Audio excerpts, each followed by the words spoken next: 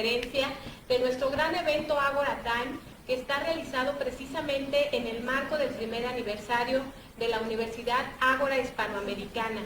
Déjenme decirles que hoy tenemos a una gran experta en mecanismos alternos de solución a conflictos en el estado de Michoacán, que de verdad tiene esta experiencia desde que se hizo la implementación en la Fiscalía. Es tan amplio su currículum que me llevaría de verdad mucho tiempo en leerlo todo, pero voy a leer lo más importante de su gran trayectoria profesional. La doctora Marisol Moreno Álvarez es egresada de la Universidad Michoacana de San Nicolás de Hidalgo, maestra en Derecho Procesal Penal con orientación en juicios orales por el Instituto de Estudios Superiores en Derecho Penal, doctor en Derecho Penal Constitucional y Derechos Humanos por la Universidad Contemporánea de las Américas.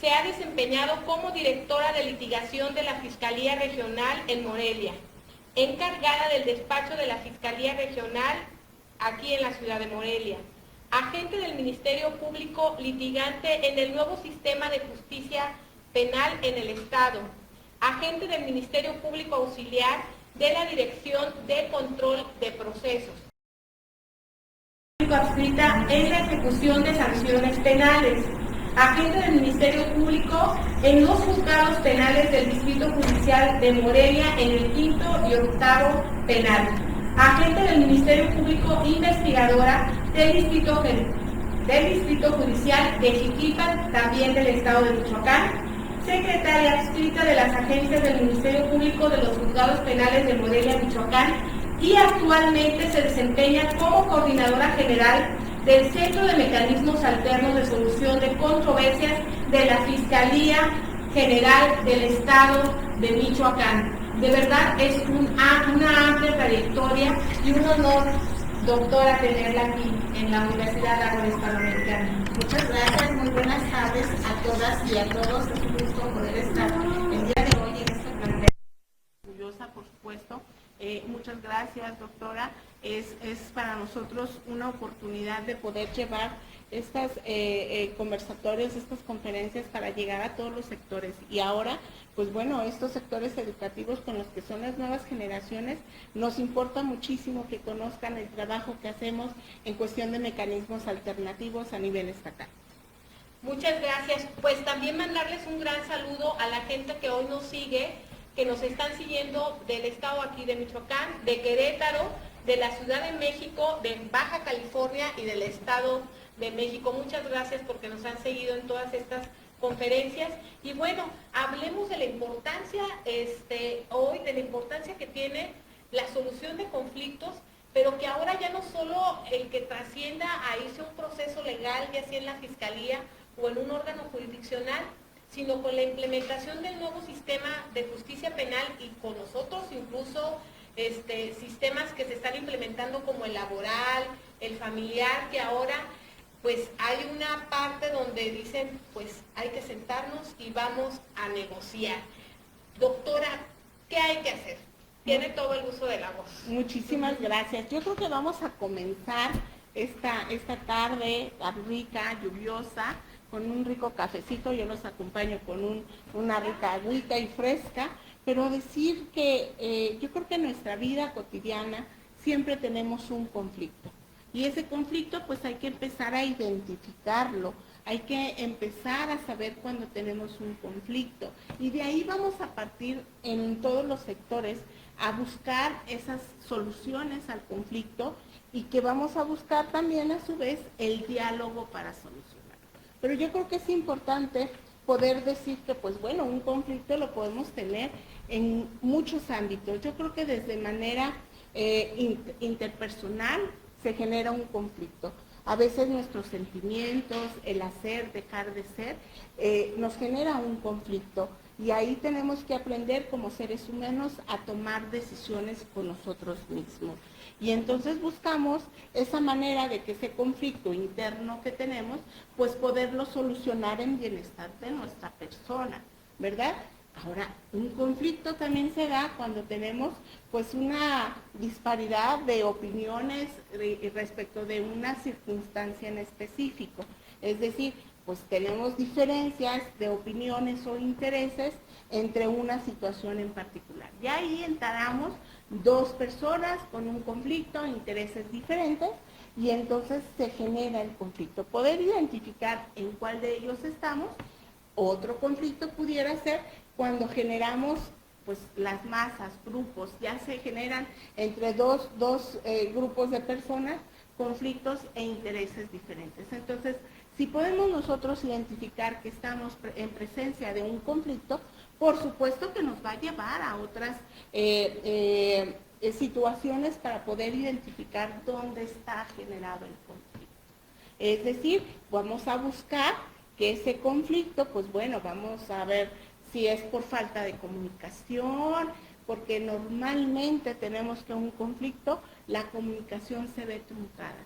Es decir, el diálogo, una explicación, un malentendido, ya generó un conflicto entre dos personas. Y nosotros estamos aquí para, bueno, buscar que ese conflicto generado, pues se abra un medio de comunicación, que es el diálogo. Y entonces conocer lo que una persona necesita o siente o interpretó de ese hecho y lo que la otra también. Lo importante es escuchar a los dos y abrir esos canales de comunicación. También podemos decir, no sé, nuestras creencias religiosas también, nuestros valores nos llevan también a identificar otro tipo de conflictos. Esto es importante, poder identificar el conflicto, porque a raíz de eso, si nosotros aceptamos que tuvimos un conflicto o que estamos en presencia de un conflicto, por supuesto que vamos a entonces a poder generar esas alternativas a la solución al conflicto. Y vamos a buscar, a construir, a proponer a nuestro semejante que está involucrado en el conflicto cómo poder solucionarlo. Y lo más viable que ahora, trabajando bajo este esquema de una cultura de paz, es el diálogo. Eso nosotros lo hacemos día a día y creo que en el ámbito del trabajo que desempeñamos como Centro de Mecanismos Alternativos de Solución de Controversia, como facilitadores, personal certificado y especializado, tenemos un rol muy importante que brindar a la sociedad. Y es esos sectores a los que nosotros queremos llegar y que comprendan la importancia del diálogo en la situación de un conflicto. Cuando no se reconoce que existe ese conflicto y que estamos en presencia de ello, es muy difícil que se abra la apertura a un diálogo. Entonces vamos a dar oportunidad a las partes que están involucradas en un conflicto a saber cómo manejarlo. ¿Qué hizo el Estado? Pues bueno, estábamos generando una situación a nivel nacional que había conflictos en todos los sectores, económicos, sociales, que nos llevan a tomar decisiones. En su momento, pues bueno, sabemos que para nosotros fue un parteaguas muy importante esa reforma de junio del 2008 que trajo a nuestra Constitución política figuras procesales nuevas y trabajar además con un sistema penal acusatorio de corte oral y que nos permite una transparencia en todos los aspectos, ya en los procesos penales, en el ámbito penal, que sea transparente para todas las partes. Entonces estamos en un gran reto y por supuesto pues el artículo que a nosotros nos abre la puerta para poder trabajar con los mecanismos alternos fue el que precisamente sufrió el artículo 17 constitucional en su párrafo 4. Entonces ahí se prevén los mecanismos alternos de solución de controversias en materia penal, donde se procura, por supuesto, el diálogo, se debe de garantizar la reparación del daño en los casos que así proceda y además pues tenemos esta parte también de un control judicial. No nada más es que estas soluciones alternas se lleven porque sí, sino que también las partes que estén involucradas y que tengan alguna duda, pues pueden recurrir, por supuesto, ante el órgano jurisdiccional, incluso a una tutela de derechos. Entonces, estamos abriendo ese espacio de diálogo para darles oportunidad de solucionar el conflicto, pero también que esas resoluciones que se emiten en un acuerdo queden plasmadas, por supuesto, con todas las legalidades, con todas las formas legales que nos obliga la ley, pero además darle la certeza jurídica a los intervinientes. Doctora, y por ejemplo, ¿qué asuntos se pueden mediar ante la Fiscalía y cuáles no? Porque, por ejemplo, me imagino que hay asuntos en los que por el tipo de delito a lo mejor no pueden llevarse directamente o pasar por el centro de mediación por el tipo de ilícito, pues al final, y cuáles sí podrían ser y como qué porcentajes se pueden resolver ante un diálogo en la actualidad en la Fiscalía. Muchas gracias. Ay, qué pregunta tan bonita me da a mí. De verdad me explayarme en este tema, porque, pues bueno, yo les dije que el artículo 17 constitucional nos abre la puerta precisamente para estos mecanismos alternativos, pero también el 18 nos dice cuando así proceda, ¿verdad? Entonces, obviamente nos tenemos que remitir a la ley adjetiva que nos rige en el ámbito penal, que es el Código Nacional de Procedimientos Penales, y ahí nos explica en el artículo 186 cuáles son aquellos asuntos que procede un acuerdo reparatorio. Es decir, es una oportunidad que el Estado le brinda al gobernado para en el momento en que se ve involucrado en un hecho de carácter penal, pues la oportunidad de solucionar ese asunto a través del diálogo. Pero no todos los asuntos, ¿estamos de acuerdo? Vamos a dar oportunidad a aquellos delitos pues, que no ameritan una prisión preventiva oficiosa, que no va a ir el Ministerio Público necesariamente a juicio. Vamos a ir por aquellas denuncias o querellas que ya una vez presentadas integran el inicio de una carpeta de investigación y que nos permite identificar aquellos delitos, primero, que son por querella de parte. Es decir, nuestro Código Penal abarca una gran gama de tipos penales que se siguen por querella de parte. Eso es un requisito principal para poder iniciar una carpeta de investigación, pues que la persona afectada, la víctima u ofendido, se presenten esa querella, esa denuncia, y bueno, que sea un delito previsto por la ley. Ahí agotamos el primer supuesto que la ley nos habla. El segundo supuesto que nos habla la ley también son en aquellos delitos de carácter culposo, es decir, daño en las cosas, lesiones, que pudieran cometerse pues por esa imprudencia, por esa falta de cuidado que tenemos todos los seres humanos. No llevamos nunca la intención de subirnos a nuestro carro y decir, ay, hoy voy a atropellar a alguien. Claro que no. A veces las circunstancias se salen de nuestras manos, hay alguna imprudencia por parte de otra persona o de la persona que va conduciendo, y entonces se genera un hecho. Esos asuntos, por default, también tendrían que ser mediados, porque pues estamos hablando de delitos pues que nadie tuvo la intención de quererlos cometer.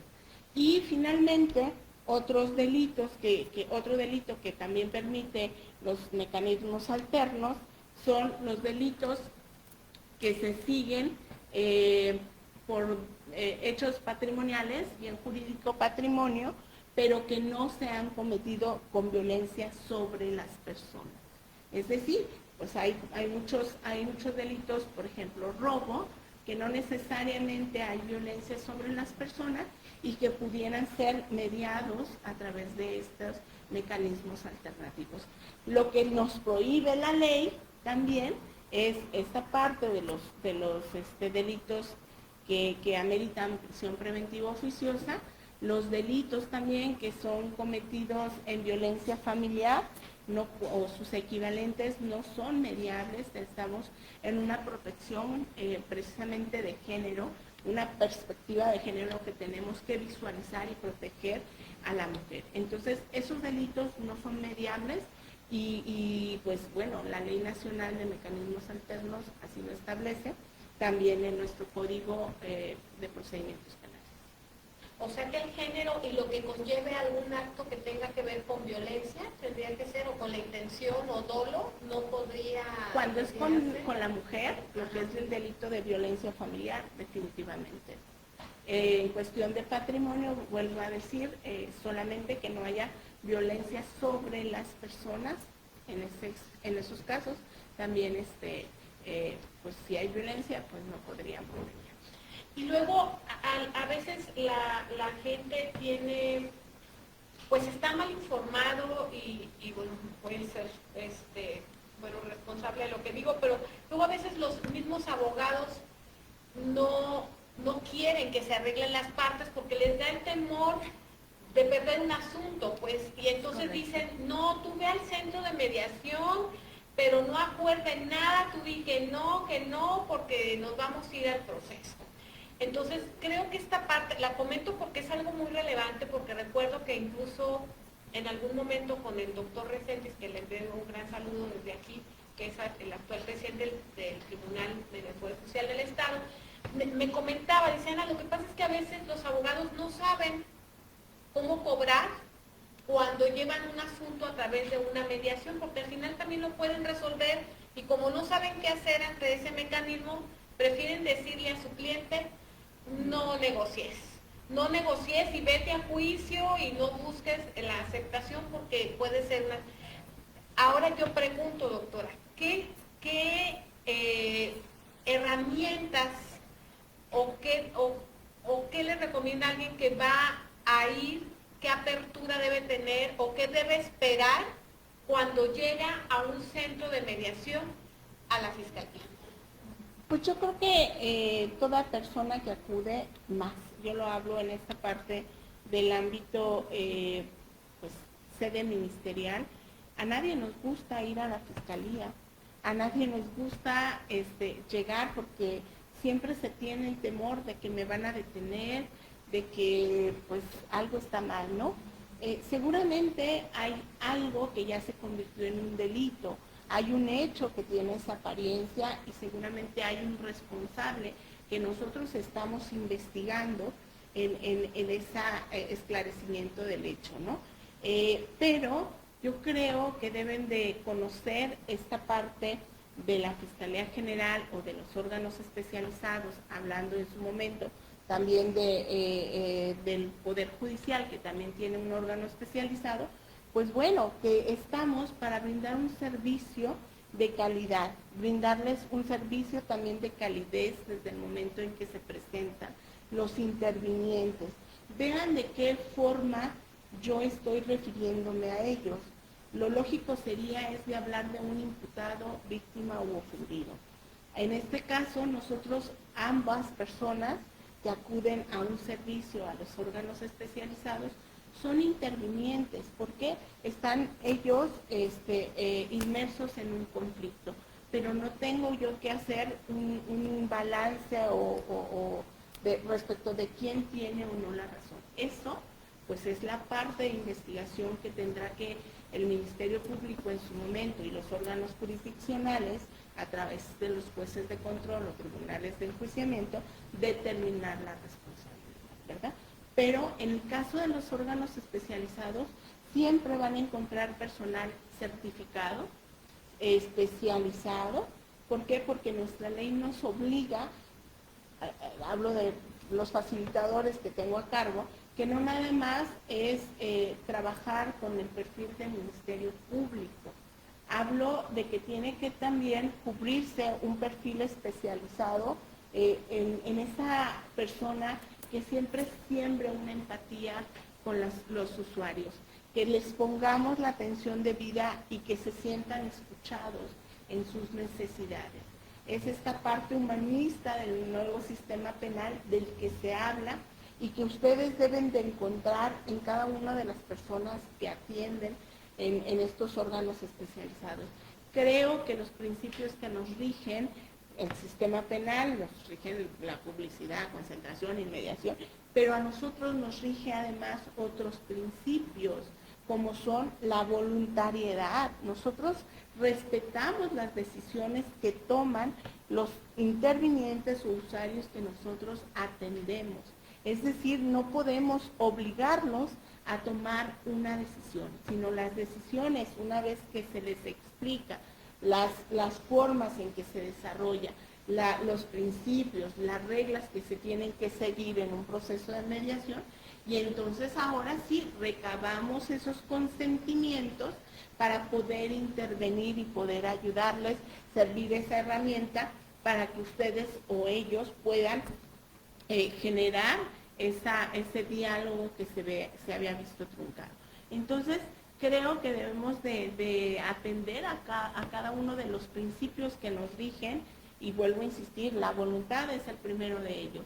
Si no tenemos la voluntad de participar en estos procesos, en estos procedimientos que son cortos, gratuitos, que garantizan la reparación del daño integral y que para ellos es una forma de resolverlo rápido, acceder a la justicia, pues yo creo que pues no podríamos seguir con los demás principios que nos rigen. Pues no sé, puedo hablarte de alguno de ellos, además de la imparcialidad, tenemos que darles el mismo trato a unos y a otros, equidad en lo que hacen propuestas que sean equitativas al hecho que se está tratando, confidencialidad. Yo decía que los centros en el momento que se desarrolla una sesión no puede más que entablarse la comunicación en espacios pues creados para que estén en condiciones de poder dialogar, y que lo que ahí se platica, ahí queda, porque ni un facilitador puede ser llamado a juicio en caso de que se incumpla algún acuerdo, pero es importante que ellos tengan esa oportunidad de poder expresarse sin ningún prejuicio, de poder expresarse de manera libre. Y entonces el hecho de que tú les hagas el conocimiento que lo que ahí platique, ahí se va a quedar, que incluso tenemos la obligación que si hacemos una nota, poderla romper después de que termina la sesión, porque no tiene no debe de salir ninguna evidencia. Entonces es importante que ellos tengan esa seguridad, pero también que ellos mismos las respeten, ¿no?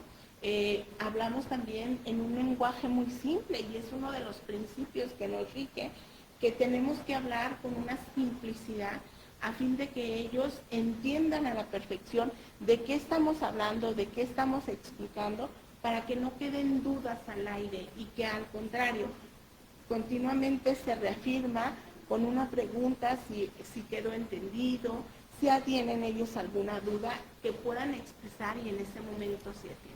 Yo creo que esta es la calidad del personal que van a encontrar en todos los órganos especializados, porque tenemos la obligación a nivel nacional, a través de la conferencia, también de renovar nuestras certificaciones cada 3 años. Entonces, estos procesos nos permiten pues tener un personal actualizado en su rama, que son los mecanismos, pero además, pues bueno, cumplir también con las etapas que se tienen que acreditar, que es la fase teórica y una fase práctica. Y eso nos permite pues dar un mejor servicio a la sociedad. Claro, doctora, y por ejemplo, llega uno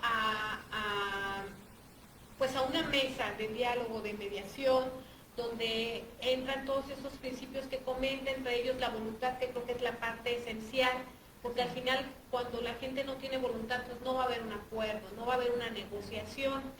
Pero a mí se me viene a la cabeza, supongamos estamos en la mesa y logramos llegar a un acuerdo, y ese acuerdo lo plasmamos por escrito, y las dos partes pues hacemos un compromiso en ese momento. Pero puede pasar que mañana o pasado ya no se cumpla. Y entonces mi duda es la siguiente: si ese acuerdo o compromiso firmado por las partes detenía la carpeta de investigación, porque al final es para que no se haga pues la parte esta de la persecución del ilícito, y y la investigación que se tiene que hacer. Al firmar el acuerdo puede obstaculizar que las partes ya no se vayan a esa carpeta de investigación o continúa. Tengo esa inquietud. Ahí rapidísimo les platico. Un acuerdo reparatorio durante el proceso en que se lleve esto, pues la investigación se paraliza, dando oportunidad precisamente a las partes de que dialoguen. En el caso del órgano en sede ministerial, nos remiten la carpeta de investigación, nosotros analizamos que se cumplan con estos requisitos de procedencia que he hablado en un principio, y ahora sí giramos invitaciones a las partes. Si esas partes tienen la voluntad de querer solucionar el conflicto, ellos hacen sus propuestas, las construyen y quedan satisfechos, precisamente el acuerdo queda plasmado en un documento. ¿Por qué? Porque pues normalmente tenemos siempre pues la certeza de que el documento habla, ¿no? Por sí solo. Entonces van plasmadas las condiciones que ellos mismos, en ese clausulado, que ellos mismos han propuesto, y que pues bueno, este acuerdo celebrado tiene que ser validado en el caso de sede ministerial por un ministerio público, en el caso de sede judicial por el juez de control. Él lo tiene que validar, la procedencia de ese acuerdo, y una vez validada la procedencia, ahora sí vamos a darle cumplimiento. Tenemos dos tipos de acuerdo. Estamos de acuerdo que podemos en el diálogo decir, bueno, yo si es una situación de carácter económico, pues yo te pago en este momento y con eso concluye. Es decir, un acuerdo inmediato. Y ahí se extingue, o sea, en el momento que tú pagas, cumples, en ese momento, pues ya no hay nada más que perseguir. Ajá. Sí se notifica a las partes el término y se les hace el conocimiento que tienen incluso 5 días para esa tutela de derechos en caso de que ellos tengan alguna duda o algo que no haya quedado plasmado, pero esa es la función de validar o sancionar el acuerdo. Pero otro rubro pudiera ser que, bueno, yo quiero resolver el asunto, pero a lo mejor no tengo en este momento, pues la solvencia de decir, bueno, te quiero pagar, pero quiero hacerlo en parcialidades. La ley permite hasta 3 años para hacer esos pagos parciales, y en esos acuerdos de cumplimiento diferido, pues debemos de establecer fechas, dónde se va a depositar, lugares, quién va a recibir el dinero. Establecemos todas esas circunstancias porque nosotros tenemos una plataforma nacional. El Registro Nacional de Mecanismos Alternativos nos permite que dentro de las 24 horas a que se ha celebrado un acuerdo, tenemos la obligación, todos los órganos especializados a nivel nacional, subir esa información, porque la ley también nos hace una prohibición, que si ya firmaste un acuerdo y vuelves a reincidir sobre ese mismo hecho, pues ya no hay oportunidad de que se realice ese acuerdo, ¿verdad? Entonces, es para que reflexionemos, lo podamos analizar. Sin embargo, el hecho de que celebremos el acuerdo y a lo mejor en el pago parcial número 3 ya no puede cumplir con las demás obligaciones pactadas en el acuerdo, pues hay 3 formas de verificar el incumplimiento del acuerdo. Es decir, tenemos que verificar primero, llegar a la fecha, por qué no se cumplió con el acuerdo.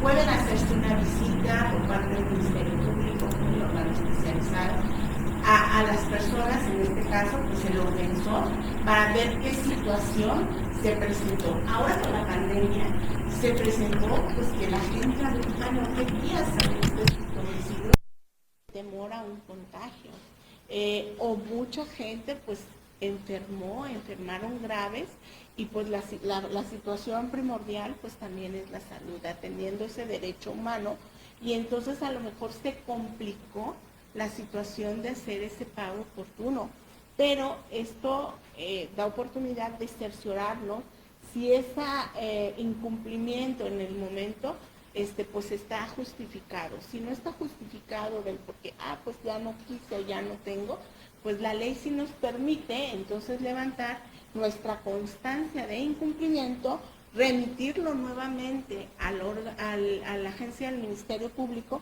y estos agotarán todas las líneas de investigación hasta poder determinar la carpeta de investigación en su fase, ya sea judicializando, que es lo más correcto, que se judicialicen las carpetas de investigación y darle continuidad. En el caso de que el acuerdo reparatorio se celebre en sede judicial, el proceso se paraliza por 30 días. Es decir, en 30 días el órgano especializado, el SECA, tiene la oportunidad de trabajar con los intervinientes y poder pues dialogar, ¿no? Si logran el acuerdo, qué perfecto. Si no se logra el acuerdo, se informa al juez y entonces da continuidad en la fase que se quedó la audiencia o la etapa del proceso.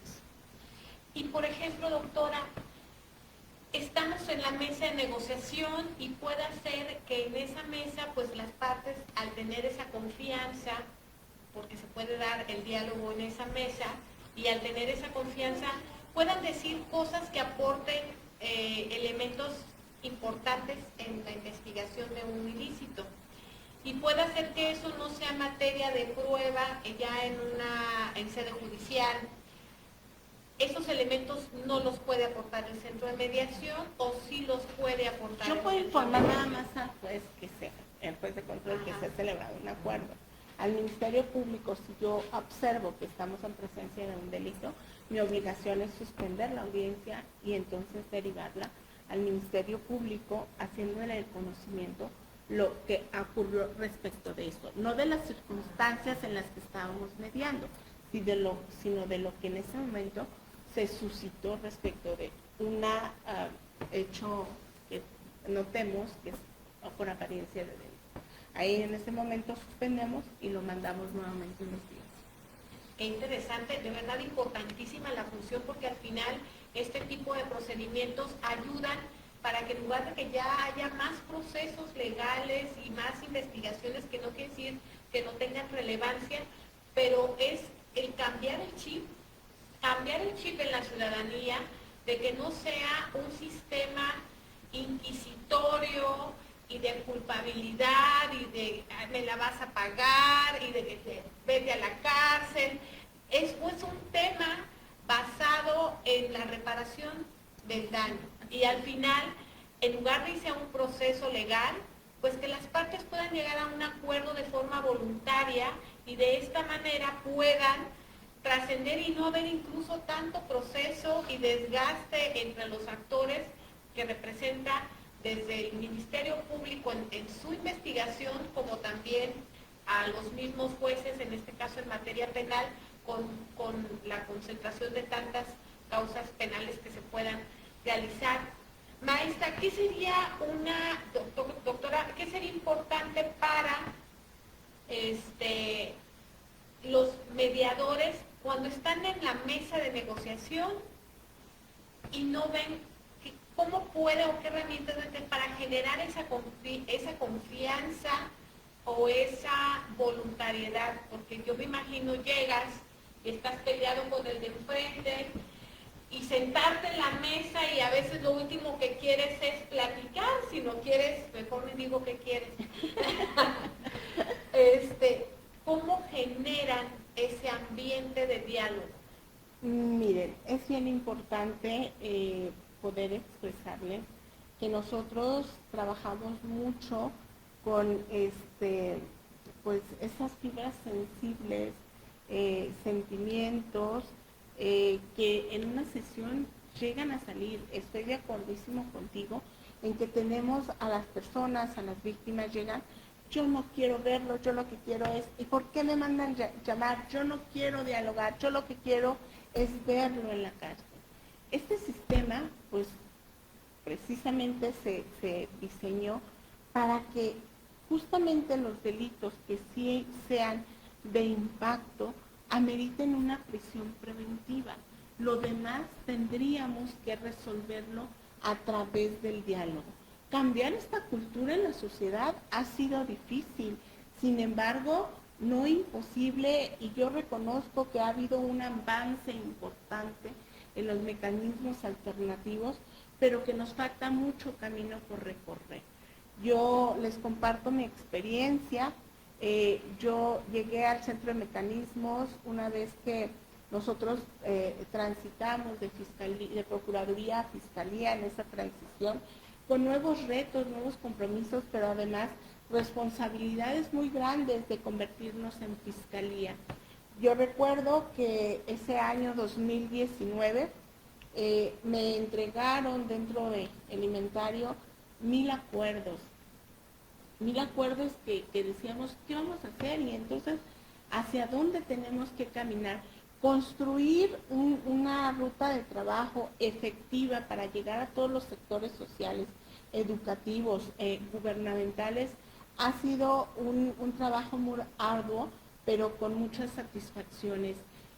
2019 lo cerramos con 3.727 acuerdos, si mi memoria no me falla, pero 2020 lo cerramos con 6.500 acuerdos.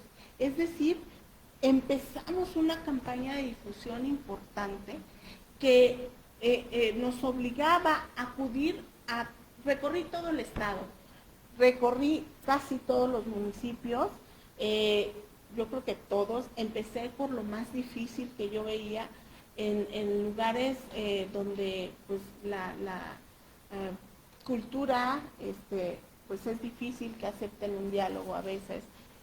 La región Tierra Caliente, Cualcomán, empezamos por esas partes, y el llegar a estas ciudades, a estos municipios, y exponerles que el diálogo es una forma adecuada de cómo pueden solucionar un conflicto, no nada más en carácter penal, decíamos, en carácter personal, en carácter incluso administrativo, poderlo solucionar a través del diálogo. ¡Qué maravilloso! 2021, la verdad, satisfechos porque cerramos con 6.800 acuerdos.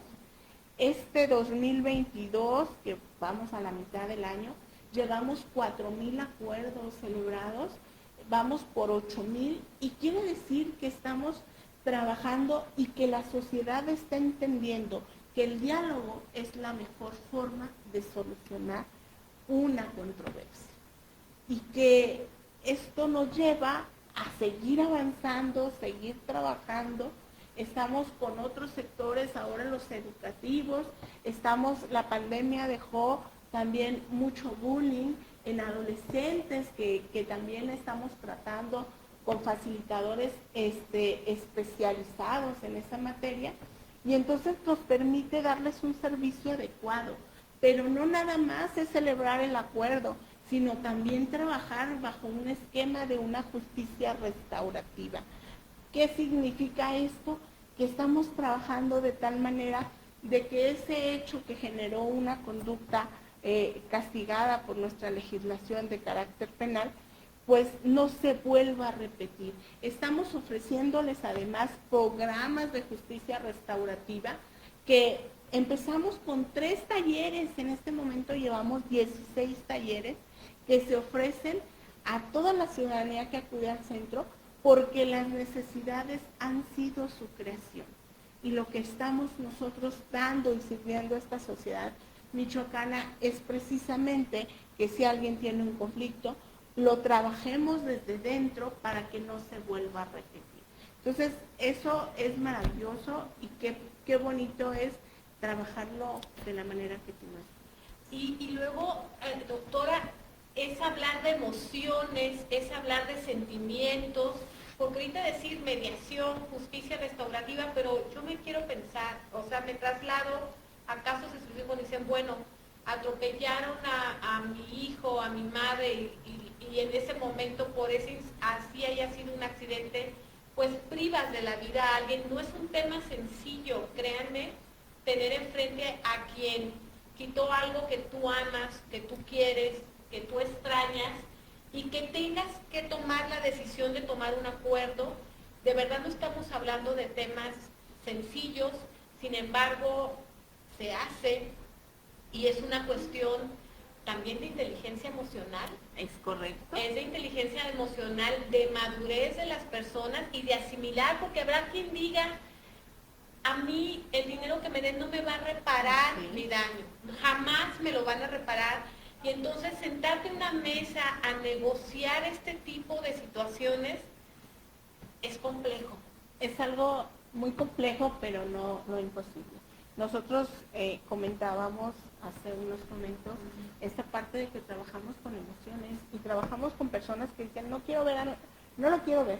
¿Por qué? Porque te sientes vulnerada en todos los aspectos, lastimada en un bien jurídico, pero también emocionalmente, ¿sí?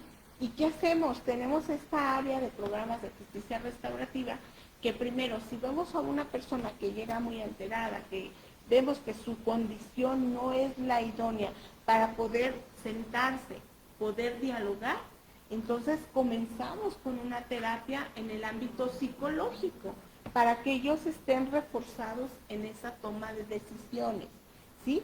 Tenemos psicólogos que en el momento que ellos nos digan, ya estoy dispuesto a sentarme y dialogar, lo podemos hacer. Nosotros trabajamos con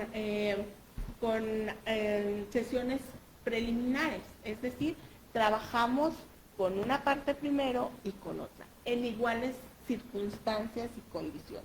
Es decir, si yo platico con el joven, a ti te voy a dar la explicación de qué consisten, pero el día de mañana la señorita, ya platiqué contigo, ahora tiene la misma oportunidad ella, y mi trabajo es trabajarlo en forma distinta.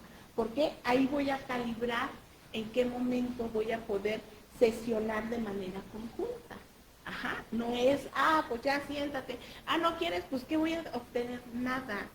Si yo llego alterado y yo empiezo a ver que la víctima o que el ofensor empiezan, oye, no, aquí hay un equilibrio y uno de los principios es la imparcialidad. Tenemos que estar en igualdades condiciones para atenderlos a los dos. Entonces, si ella necesita este apoyo psicológico, empezaremos con ella y en el momento en que ella me diga, estoy ya dispuesta a esta sesión conjunta, ahora sí lo llamaremos. ¿Para qué?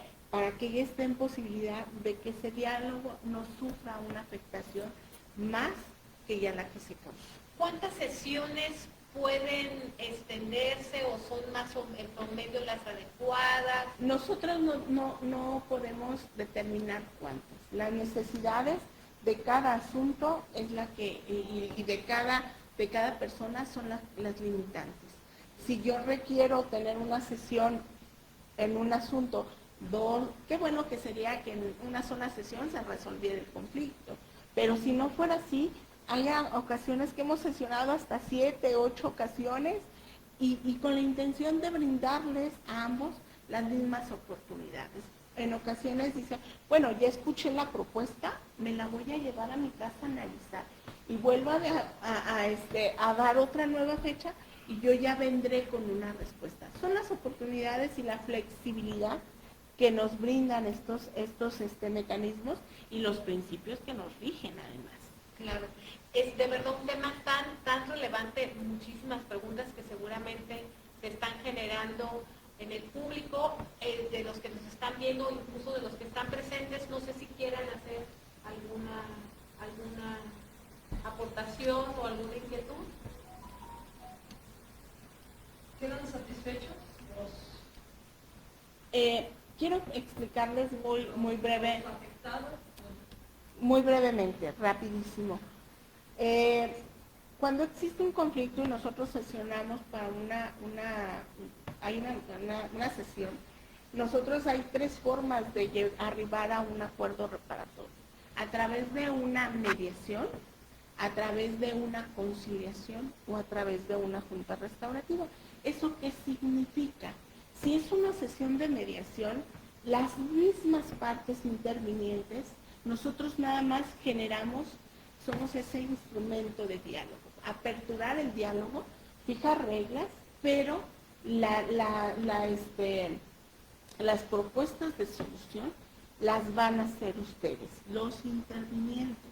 Yo no voy a dar una opinión, de hecho está prohibidísimo, dar una opinión al respecto, ¿sí? Sino ustedes, ok, ya te escuché, ya empezamos con una narrativa, ¿verdad? ¿Qué sucedió?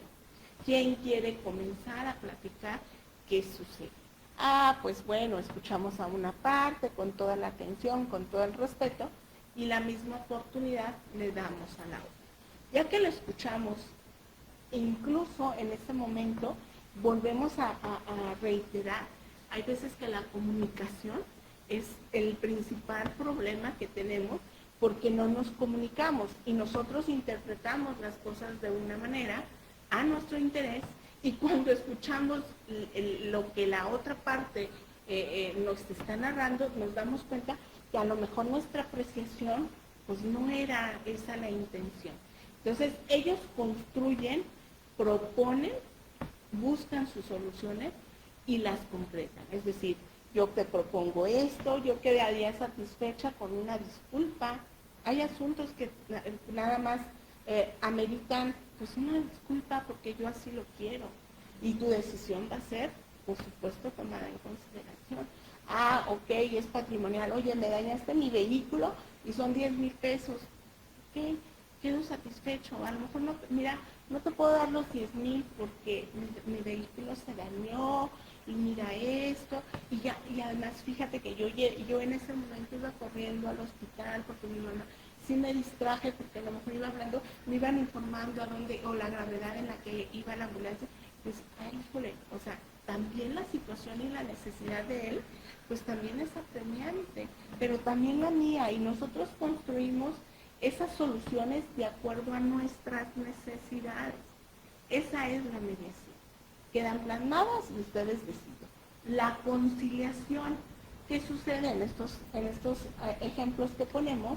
Que dices, bueno, es que yo tuve la culpa, es que tú tuviste, no, tú ibas distraído y ya.